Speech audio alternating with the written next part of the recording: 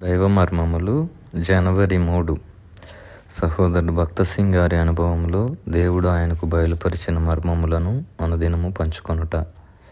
నీ సన్నిధిని సంపూర్ణ సంతోషము కలదు, నీ కుడి చేతిలో నిత్యము సుఖములు కలవు. కీర్తన 16:11. మనము దేవుని సన్నిధిలో జీవించుకొలది మన సంతోషము విస్తరిల్లుచుండును. సంపూర్ణ సంతోషము లభించు స్థలం ఇది.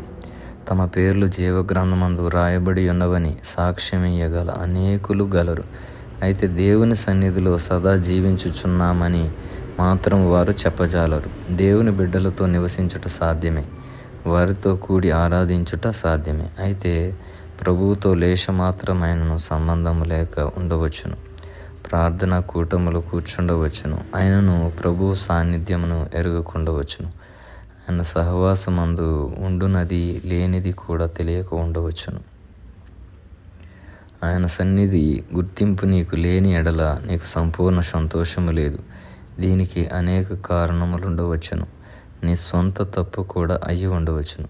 దేవుని బిడ్డగా ఆయన ఎదుట నీ హృదయమును పవిత్రముగాను నీ మనస్సాక్షిని సరి అయినదిగాను ఉండిన ఎడల ఆయన సన్నిధిని గ్రహించి తెలుసుకొని తప్పక అనుభవించగలుగుదు.